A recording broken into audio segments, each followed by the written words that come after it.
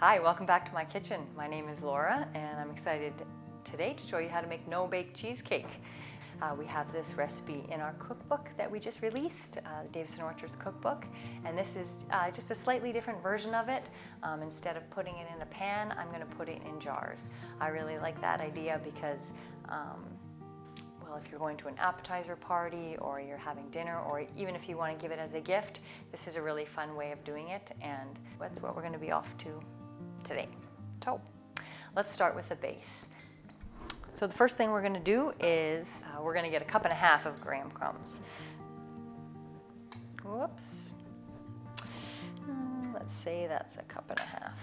And 1/4 cup of icing sugar and 1/4 cup of melted butter. I'm going to first mix that icing sugar while it's all dry. That mixes in a little bit easier. And then my butter. Okay, so that's mixed in there. But that butter just adds a little bit of moisture and flavor to the graham crumbs. I think in my quest for being efficient all the time, I tried it without the butter in the jar. It wasn't that lovely. It really needs that butter in there. So we're gonna get our jars and we'll do this and then we'll set that aside. You can do what you like here, but I'm probably gonna do about 2 tablespoons in each jar. Now again, with this recipe, it differs from doing it in a pan. You don't need to pack this down. If you pack it down, it's very difficult to eat. Okay, just gonna leave it just like that and set that aside, and we're gonna work on the topping. So next what we're gonna do is we're gonna whip some whipping cream, and then we'll set that aside and then we'll work on the cream cheese. So all we're gonna do is take 1 cup of whipping cream and whip it.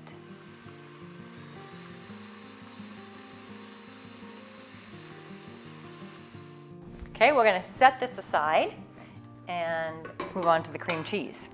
So here we are gonna put a package of cream cheese, like an 8-ounce package, that needs to be at room temperature. I'm gonna put 1/4 cup of icing sugar in this.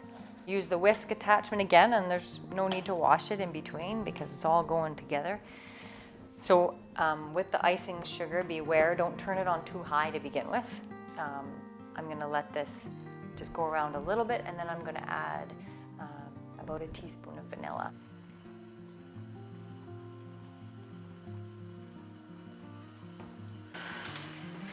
So I think that's good to go now. It's smooth, there's no chunks in it, and then it's a little lighter and airier. So now we are gonna fold the whipping cream into the cream cheese mixture here. I love whipped cream. I just love it. So maybe that's why I like this recipe so much. So I just wanna mix it in here now until it's combined, but I don't wanna, you're not stirring recklessly, if you will. You want to kind of fold and stir gently, so you're not taking all the air and out of the whipping cream that you just worked hard to get in there.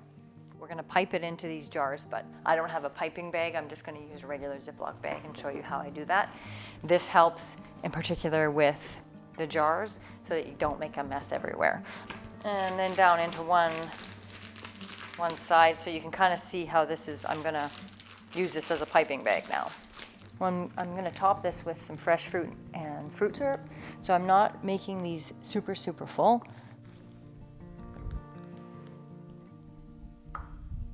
So my little cheesecakes are done, and now I'm just going to show you a few different options that you can do for toppings. Today what we've got in season is fresh strawberries, blueberries, cherries. Yeah, I really like these syrups that we make at the farm. This is my ultimate favorite, strawberry rhubarb.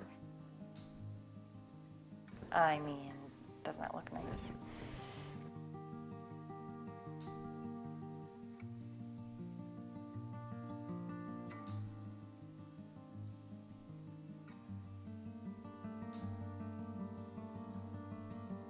I don't know, I just think that's so cute.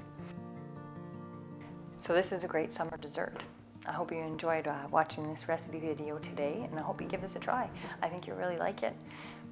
If you found this video helpful, press the like button and subscribe for more videos.